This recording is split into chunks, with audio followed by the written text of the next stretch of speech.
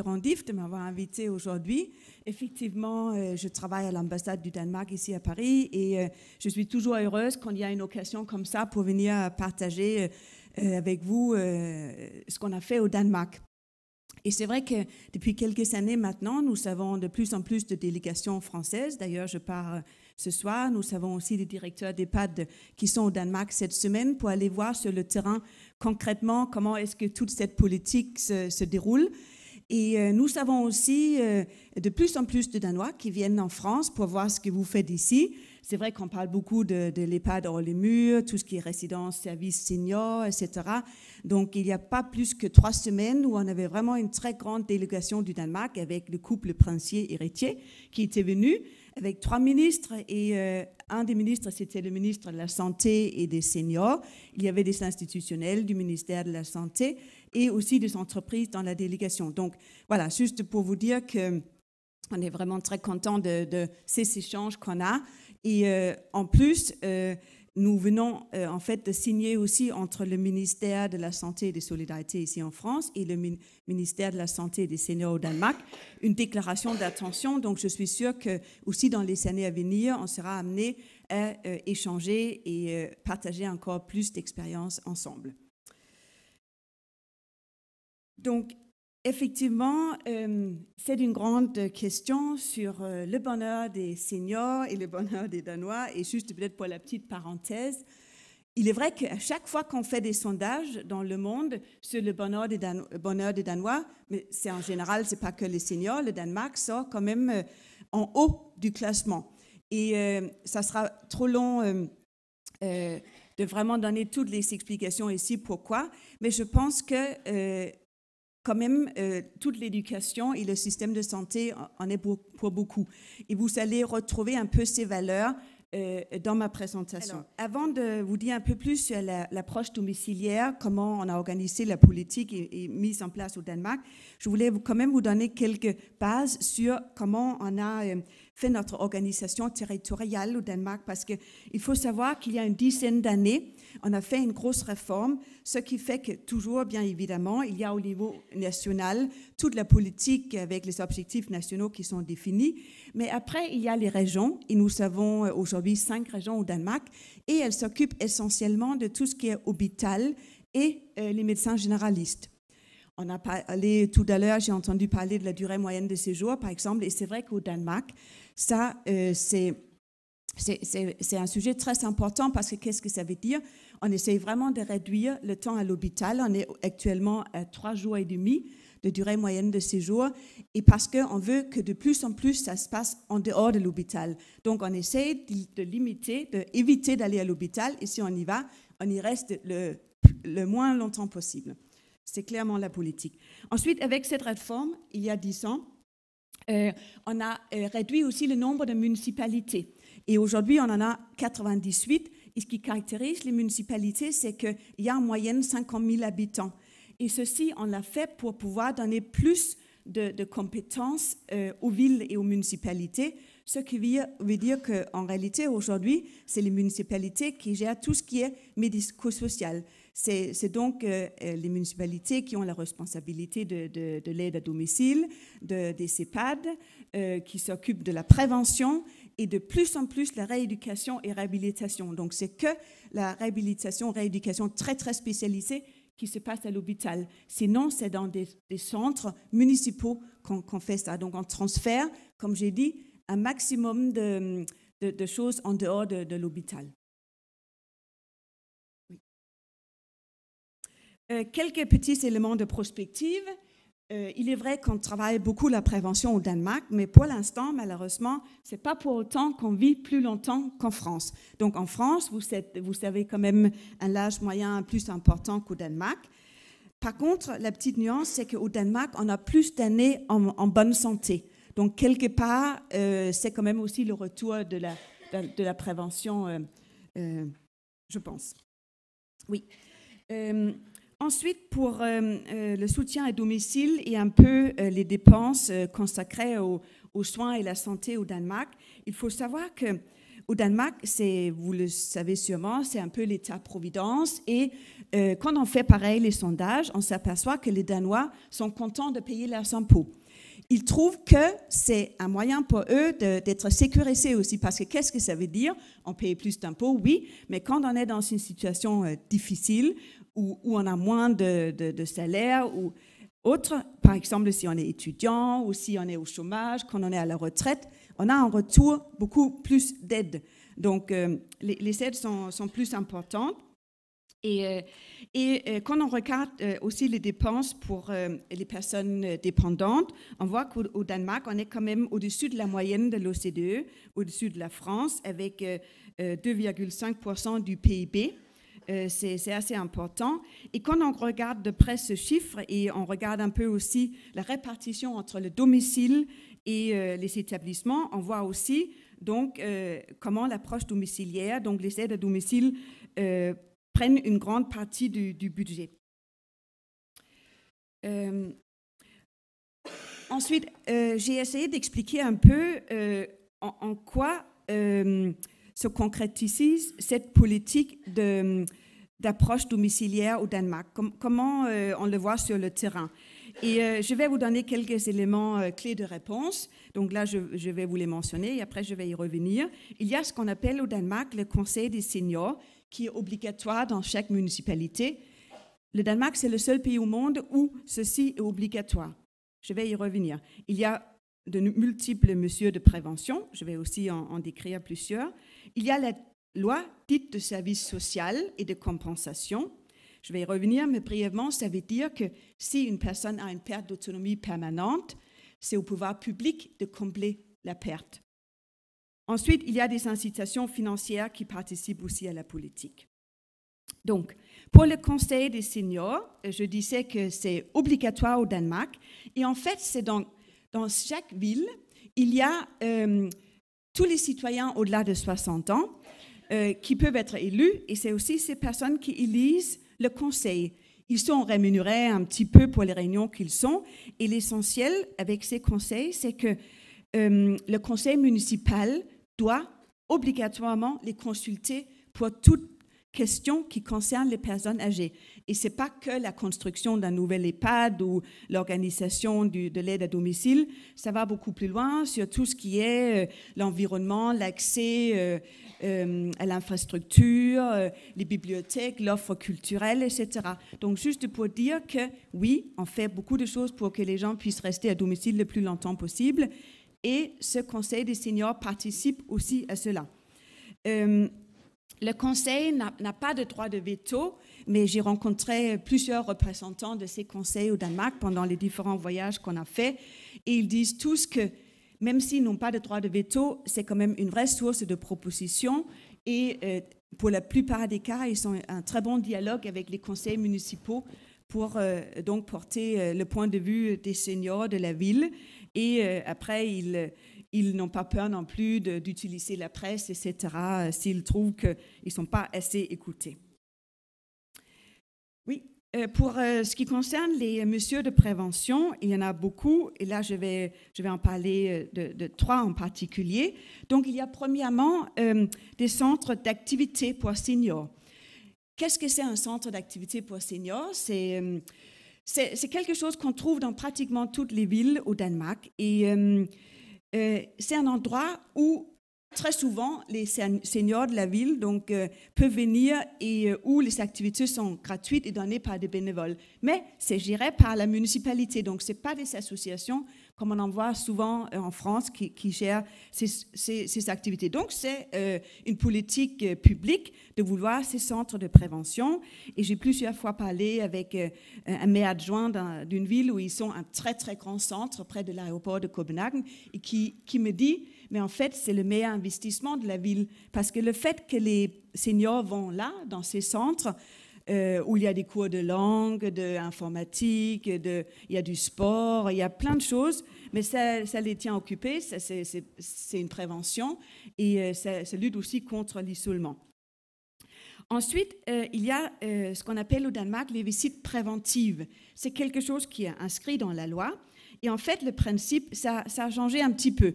Donc, aujourd'hui, si une personne vit seule à 70 ans, la ville est obligée de proposer à la personne une visite préventive. Ça peut être à domicile, ça peut être dans un centre de soins de la ville, mais bien sûr, la personne n'est pas obligée d'accepter, mais on doit lui proposer. Et pourquoi on fait ces rencontres ou visites? En fait, c'est pour détecter s'il y a une perte, s'il peut y avoir une perte d'autonomie ou un problème dans l'avenir proche. Donc, c'est pour vraiment prévenir, donc pour éviter que ça se dégrade trop. Donc, après, il y a aussi à 75 ans, 80, enfin, tout est inscrit dans la loi, quand est-ce que la ville doit proposer ces visites.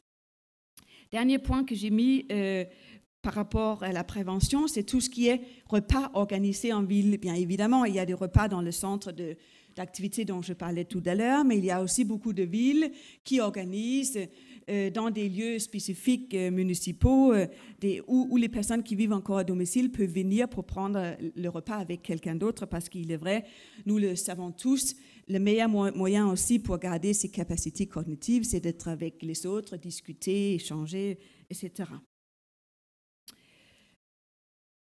Je parlais brièvement de la loi dite de service social et le principe de compensation. Donc, c'est inscrit dans la loi, pareil. Et donc, c'est un principe de base qui régule les aides. Et ça part du principe que si une personne a une perte d'autonomie permanente, donc handicapée ou plus âgée, on ne veut pas que cette personne-là, dans le pays du Danemark, soit moins bien aidée ou a moins de possibilités que les autres.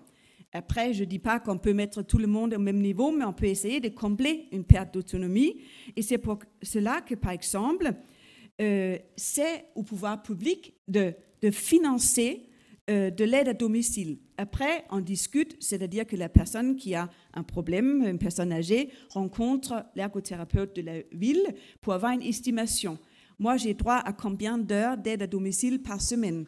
Quand c'est défini, c'est donc la ville qui paye les heures de soutien à domicile, le prestataire, parce qu'on a instauré aussi depuis pas mal d'années au Danemark ce qu'on appelle le libre choix. Ça veut dire qu'à l'époque, c'était tout le temps les services publics de la ville qui faisaient l'aide à domicile, mais maintenant, on a imposé aux villes d'avoir au moins un prestataire privé alternatif à leur service pour dynamiser, créer de la concurrence, etc. Et pour aussi que la personne n'est pas obligée de juste utiliser les services de la ville. Donc voilà, on a ce libre choix. Et donc quand l'estimation a été faite, la personne a donc le nombre d'heures d'aide à domicile. Je dois dire que dans le passé, c'était assez systématique. Mais pareil, nous l'avons entendu tout à l'heure, il y a quand même de plus en plus de personnes âgées, il y a une pression sur le budget. Donc, il est vrai que ces services d'évaluation sont devenus plus durs dans l'évaluation. Ils donnent moins systématiquement juste du soutien à domicile. Par contre, on a une vraie politique de réhabilitation. Donc, ça veut dire qu'il y a des cours organisés pour les personnes, par exemple, où on a détecté lors d'une visite préventive que la personne elle est en train de perdre l'autonomie. On a des cours seuls ou avec d'autres où la personne s'entraîne à ses tâches quotidiennes et dans beaucoup, je crois que le pourcentage est 90%, voire plus, on arrive à réhabiliter la personne pour éviter de donner de l'aide à domicile ou au moins très peu. Donc ça, c'est une politique. Ensuite, il y a aussi donc l'aide à domicile, mais il y a aussi, et ça c'est bien sûr lié au fait que souvent les seniors souhaitent se débrouiller un maximum eux-mêmes et pas avoir besoin ou attendre quelqu'un qui vient pour aider. Donc, les aides techniques ou les nouvelles technologies, on peut les appeler comme on veut, jouent un rôle vraiment très important au Danemark et ça fait beaucoup d'années. Et je pense que ça explique aussi pourquoi aujourd'hui au Danemark, il y a une sylva-économie très forte parce que, en fait, les villes achètent ces aides techniques, c'est-à-dire qu'ils font, et on visite aussi avec, par exemple, la délégation cette semaine, le centre des aides techniques à Copenhague. C'est un énorme showroom avec toutes les aides techniques que la ville de Copenhague achète par appel d'offres et après, ils prêtent aux citoyens. Donc, ça ne leur coûte rien. On revient comment on utilise les impôts. Voilà. Donc, on prête ces aides techniques aux citoyens gratuitement. Quand ils n'en ont plus besoin pour X raisons, ils rendent le matériel, c'est nettoyé, recyclé, et quelqu'un d'autre peut en profiter.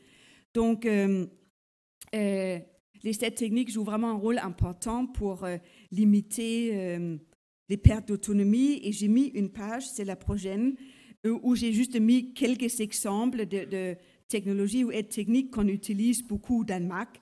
Vous savez, par exemple, les rails, vous les connaissez, c'est aussi en train de prendre beaucoup d'ampleur en France parce que, comme en France, comme au Danemark, il y a des années, on pensait que peut-être c'était pas assez humain pour la personne d'être transférée avec les rails, mais il y a eu plusieurs études au Danemark qui ont, par exemple, relevé qu'en fait, quand on utilise les rails, pas seulement c'est mieux pour le personnel parce qu'on se fait pas mal au dos, mais il y a aussi une autre relation qui s'installe entre l'aide-soignant et la personne, le citoyen ou le résident, parce que du coup, il y a une relation entre deux personnes, ces deux personnes-là, à place de deux employés qui se parlent peut-être entre eux pour dire « Ah, comment on va déplacer maintenant aujourd'hui du pont ?» alors que si on est en direct avec le résident. Donc voilà, ça c'est ce qui est ressorti de l'étude au Danemark.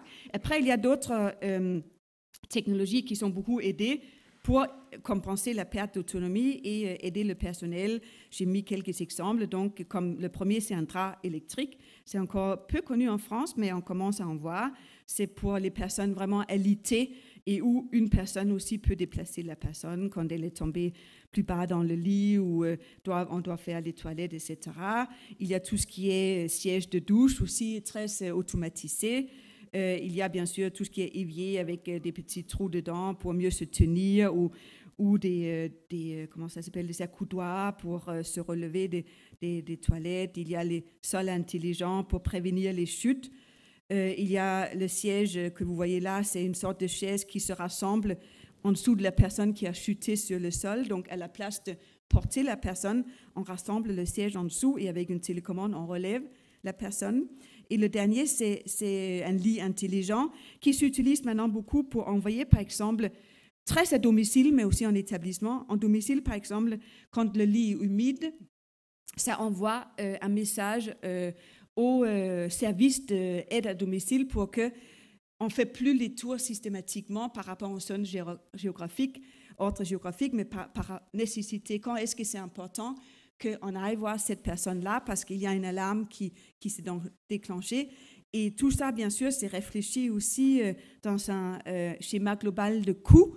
Et peut-être c'est exactement ce que j'ai mis là avec les incitations financières. Et je vais juste commencer avec le dernier, donc le cofinancement des municipalités pour les personnes hospitalisées, parce que c'est en lien avec le lit que je viens de vous montrer. En fait, maintenant au Danemark, quand une personne d'une ville est hospitalisée, plus la personne est âgée, plus la municipalité paye relativement pour cette personne à l'hôpital. Mais tout est bien décrit dans un accord entre l'État, les régions et les villes.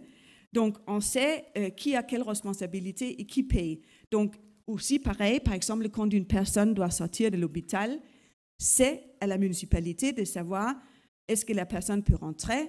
Si elle rentre, est-ce qu'elle a besoin de l'aide à domicile? Il faut être prêt avec cette aide.